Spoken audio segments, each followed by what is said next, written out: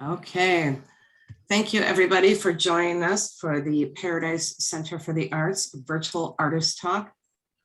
It is January 27th, and we are here to see the work from the Women's Hands, sorry, Judy, curated by Judy St. Willis, and she will give us the proper title. I believe there's 21 artists in this show, so it's very exciting. We'll also be talking to Ivan Willock, and we have Bethlehem Academy in our student gallery, and we have a fiber show in the K&M Gallery, and we have Kathy Wade here to talk about that. And I don't know if you all know, but the Paradise Center for the Arts is located in downtown Faribault, and we are a multidisciplinary art center. We have 4 on-site galleries, a 300-seat auditorium, classrooms, and much, much more. So we're very excited to have our artists joining us here tonight. And we're going to start with the Carlander Gallery.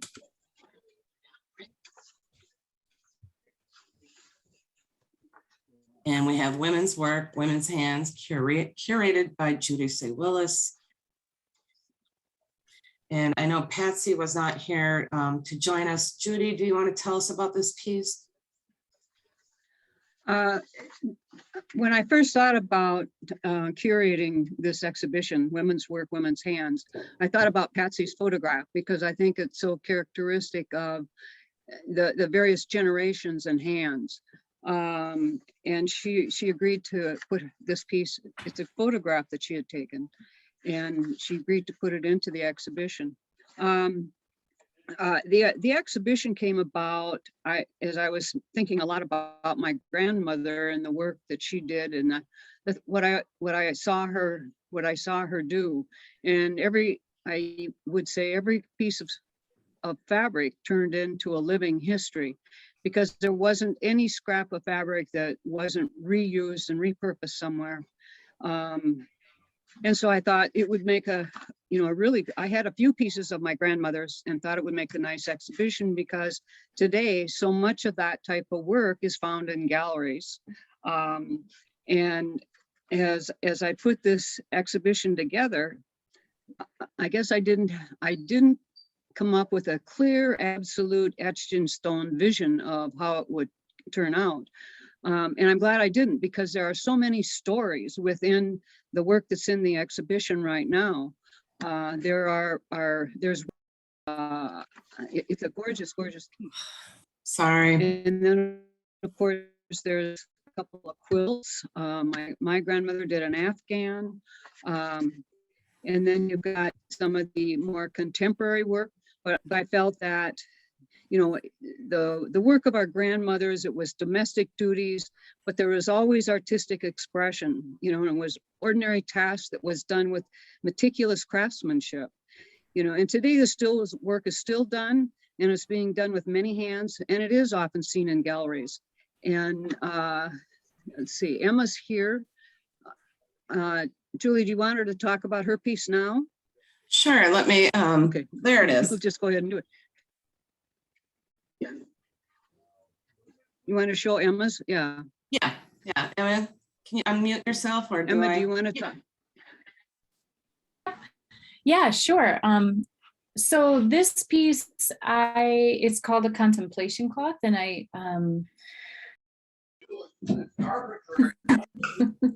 technical problem. I'm so sorry. I've never had this problem Do you before. want me to? I'm sorry. Here, is it better now? I'll just wait till you hold back. There we go. There. Oh my gosh. Yep, here's a close-up.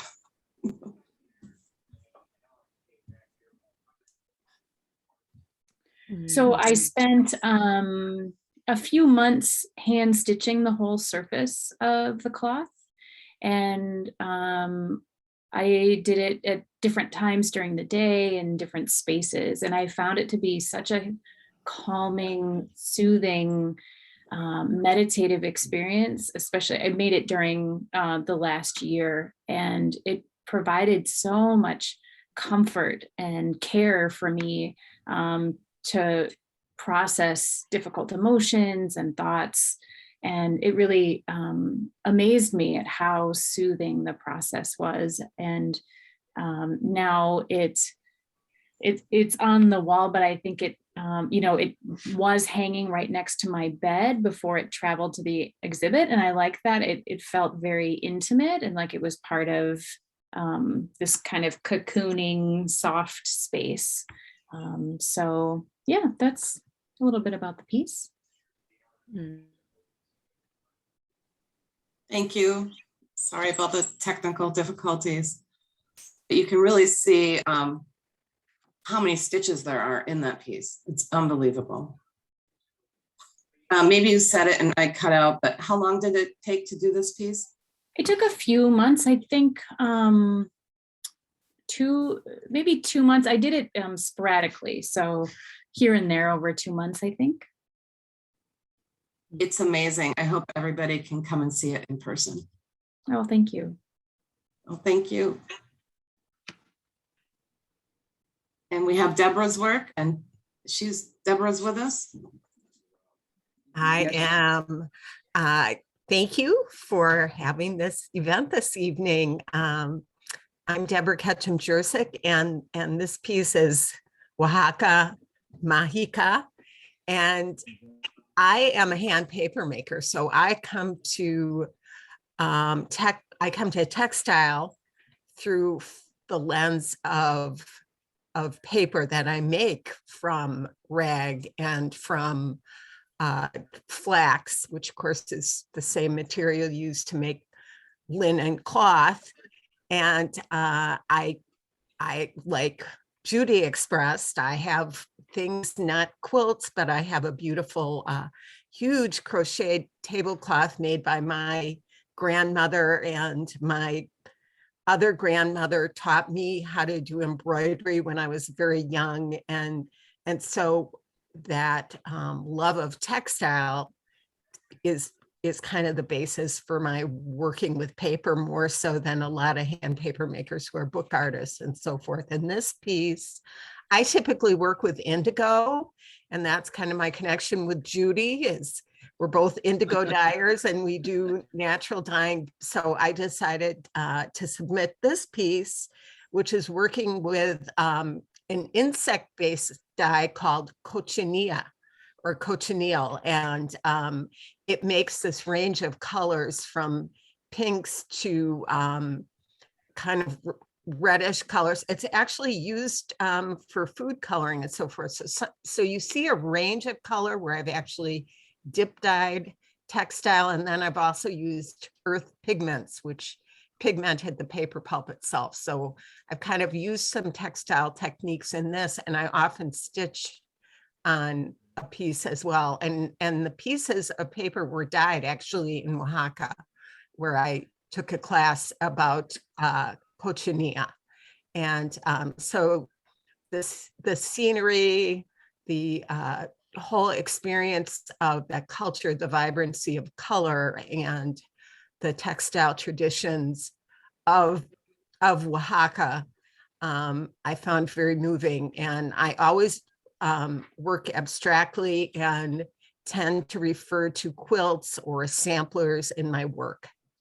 So that's kind of the background on that. And the stitching was also done with cochineal dyed threads.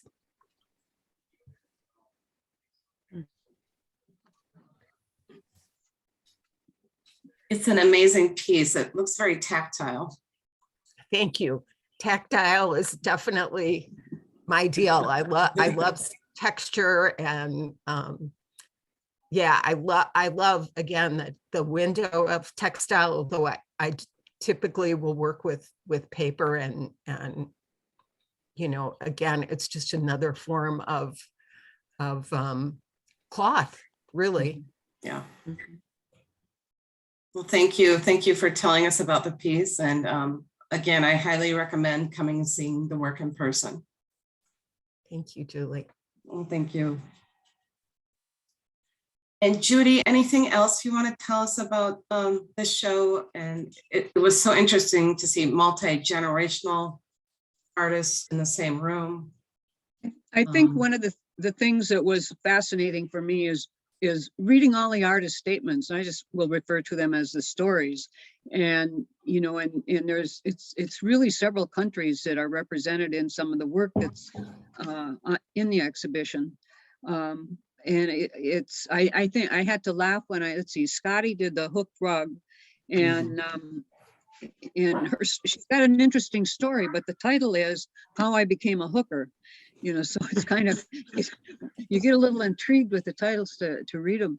And then on the other side, there's the gal that has a small purse that was woven that she, you know, ties into Peru. And, you know, Emma's work and Japan. And Debbie and I had the opportunity today to listen to Yoshiko Wada, and she was talking about Boro. And, you know, I'm thinking about what she's talking about with the Japanese origin, we have in the exhibition at the Paradise, because there was the gal, Bobby Gallus had 3 pieces that were, you know, patched and repaired and that type of thing. So yeah, it's really a fun show, I think, and I enjoyed working with the artists and putting it together. So Julie, I'll hand it back to you.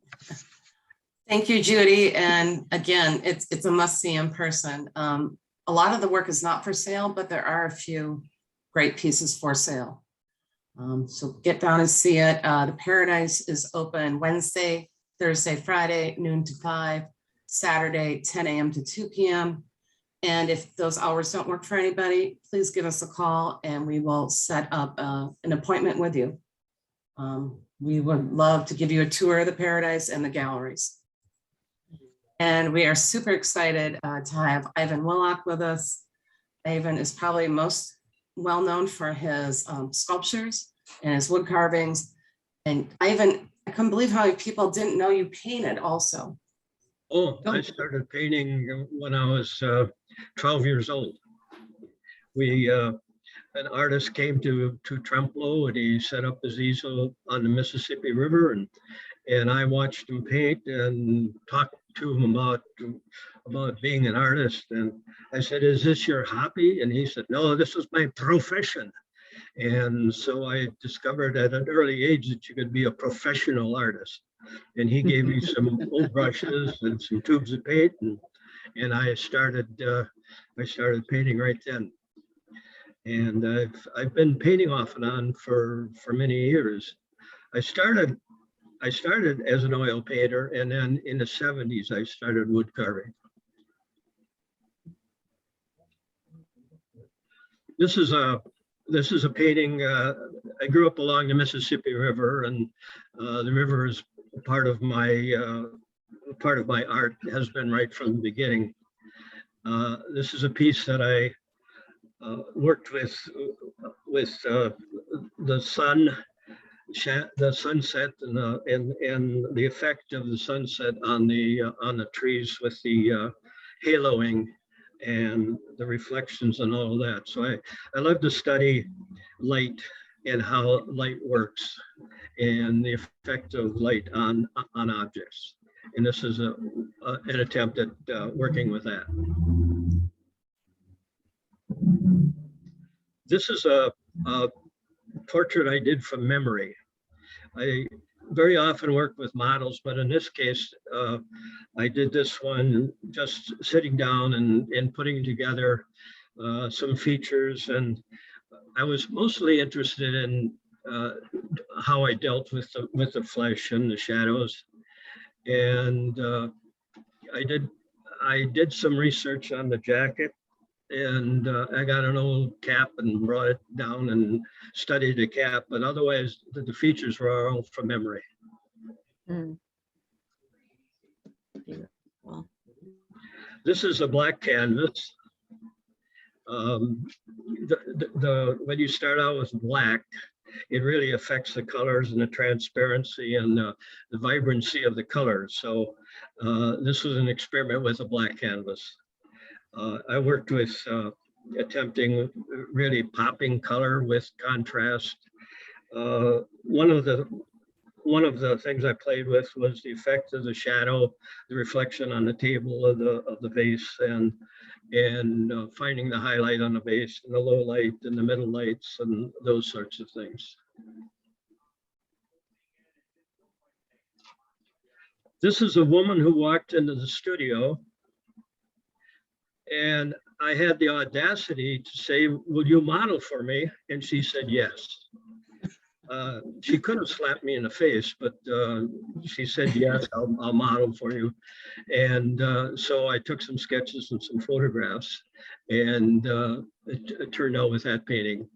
I use a very informal a breakup of space, and the tilt of the body and all of that was just she just had a feel about her that was really interesting, and so I did that painting based on that. This is a painting of Mary, my wife, based on some photographs from the 60s. She's always been my favorite subject. And she was a very reluctant model, but she was a beautiful one. In this case, I used very subtle flesh tones. I started with an acrylic, and then I did an oil overpainting of that for the blending. That allowed me to use the benefits of the acrylic for the fast drying and to lay down the background. And then I used the oil paints for the blending of the flesh tones. I was wondering about that because there's a few paintings that are both acrylic and oil in the show. Yes, I use both. Some of the paintings I use acrylic, and some of the paintings I use both. The benefit of having the acrylic as a basic, it dries very quickly and it serves as a background, but then the transparency of the oil lets the lower color shine through, so you really get a sense of transparency that you can't get in any other way. So I like that technique. Well, thank you for explaining that. That's very unique. I rarely see that people use acrylic and oil. Yeah, it's you can't do the opposite. You can't put acrylic over oil, but you can put oil over acrylic. Yeah. I mean, yeah, the oil, fat over lean, they call it. And we are working with Ivan to get a wood carving show at the Paradise soon, probably in the 2022-2023 season. But yeah, if you've never seen Ivan's 2D work, please stop down. These exhibits will all be up through February 12th. And Ivan, anything else you want to tell us about your work? No, that pretty much covers what I've done. Well, thank you. And thank you for filling in for us. Ivan was generous enough to fill in for us at last minute. We had an artist who couldn't have her show, but Ivan was right there and filled in for us. So thank you. Well, I Julie? had a lot of help. The boys pitched in and helped me label everything, get everything ready at the last minute. So it brought us together. Yes, thank you. Julie, Ivan is also a well-known musician in the area. I'd like to know where we can hear him play. COVID has kind of caught us down where we're not making public appearances right now. Oh, we that's hope- disappointing. We hope that there's a bit that when it tones down, and in the summertime we can do outdoor things, but we're avoiding indoor concerts right now. And anybody who's interested is Jivin Ivan and the Kings of Swing. Is that the proper name? Yes, that's right. Yeah. I've been lucky enough to see them at the Signature Bar and Grill several times. in Central Park. Yeah, we did a swing in the spring at the Paradise one time. Maybe we can Mhm. revive that. Yeah, that was a lot of fun. Mm. Well, thank you, Ivan. And again, like I said about the other shows, you have to see them in person. And if you can't make it during open hours, you can make an appointment with me. Thank you, Ivan. You're welcome. Jason, I thought was going to be with us today, but Jason Hillsheim is the instructor for Bethlehem Academy, and they have artwork in our Corey Lynn Krieger Memorial Gallery.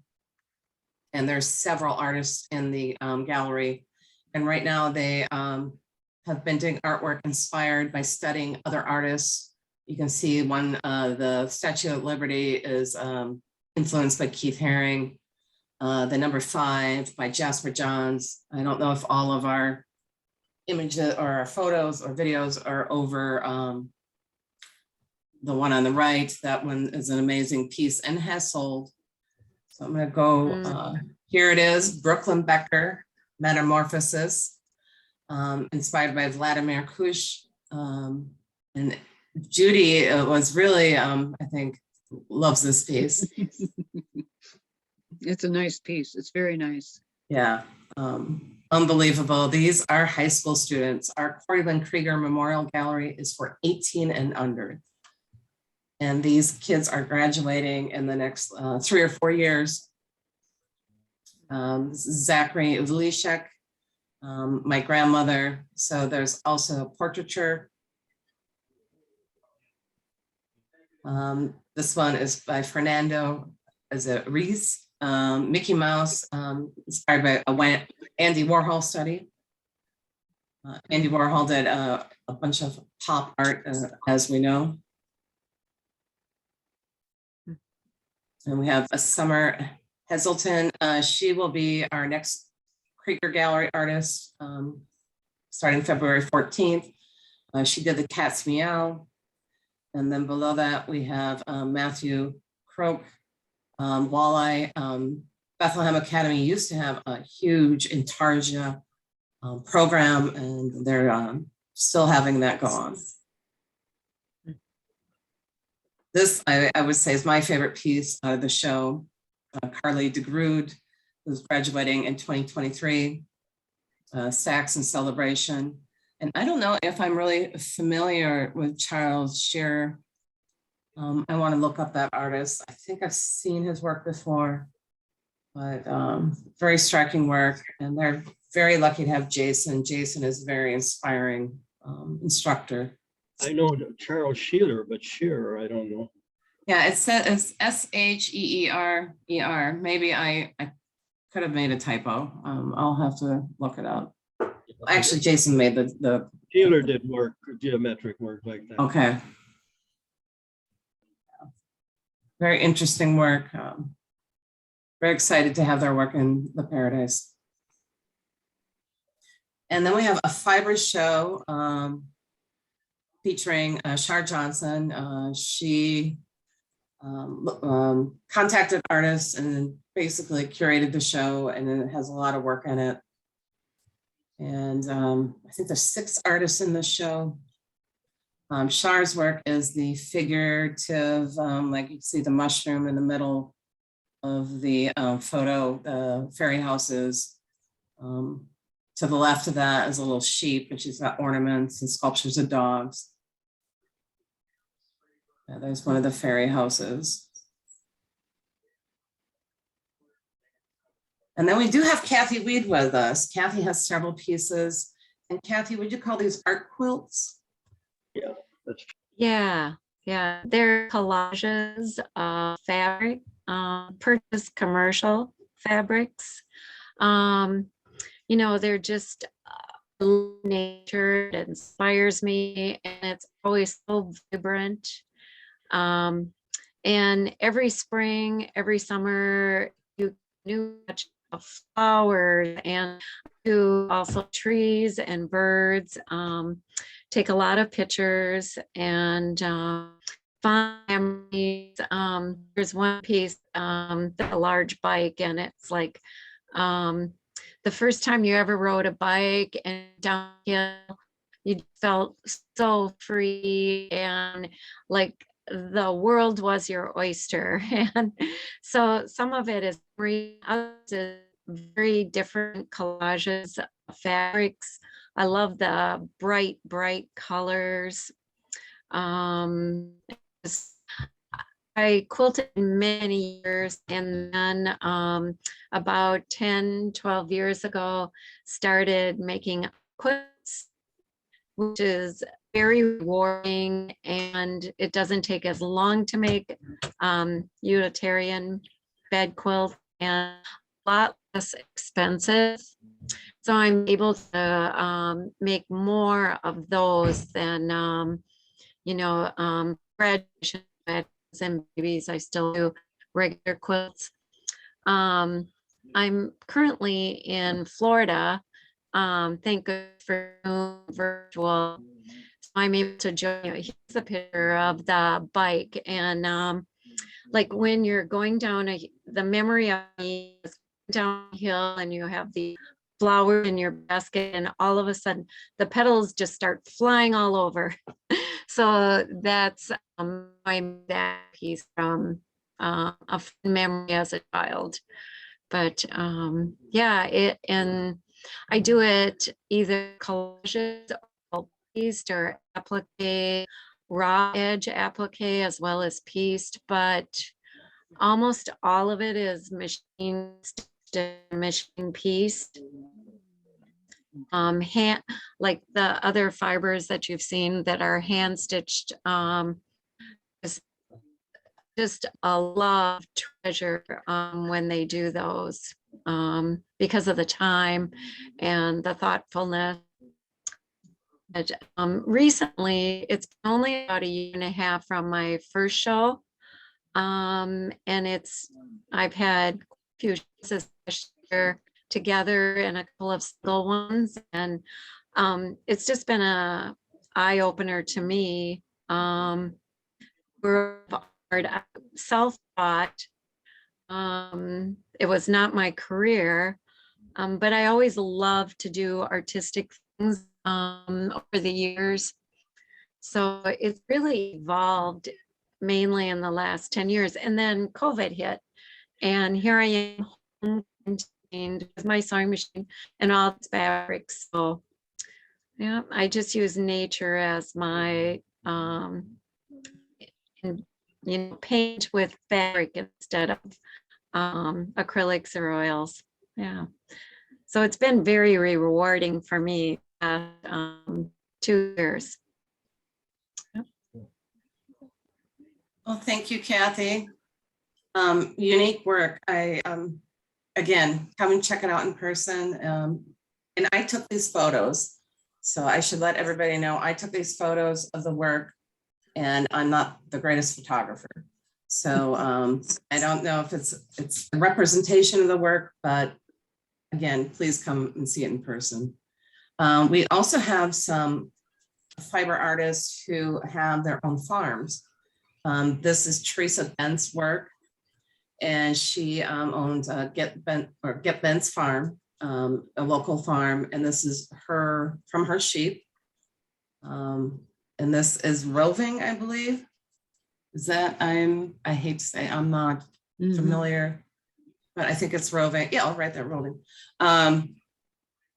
And I know several knitters and needle filters, and come and check out this wool. And then we have Stacy Dresso from Dresso Family Farm. She has a lot of wonderful hand spun yarn and naturally dyed in different variations for different knitting. I'm not a knitter, but my sister, I need to buy her a bunch of yarn from here. And then we have Janet Tangren. She also is a quilt artist with wall hangings. And Janet has been a member of the Paradise for a long time. And she was a member of my gallery committee and gift shop committee. And amazing work. These are some cone flowers, but she also has a wall hanging of the tilt-a-whirl. which is very unique, to Faribault.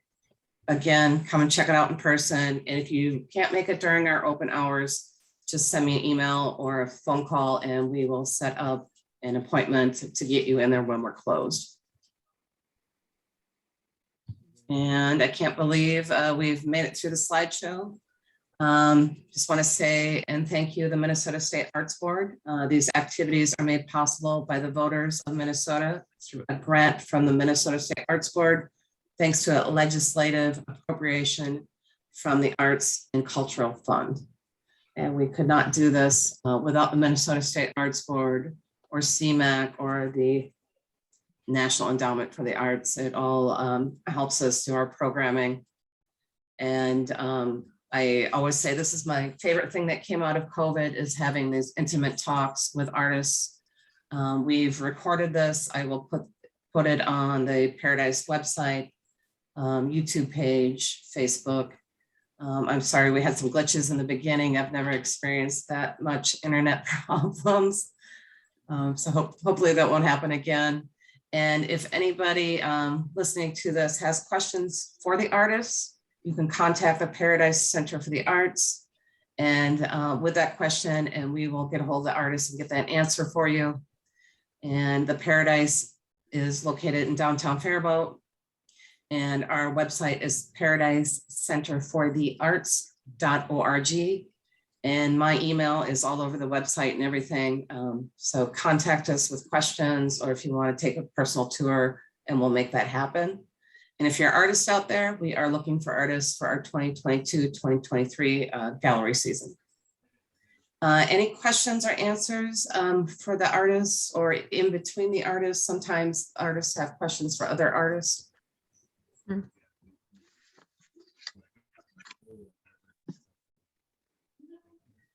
Well, if not, we'll wrap this up and we'll get this on all the social media. And thank you everybody for participating. And I can't say it enough. I really suggest seeing the work in person. Thank you guys. Thanks, Oh, Julie. Thank you. Thank Yeah. you. Have a Thank great you, evening. Julie. Yep, thank you. Thank you.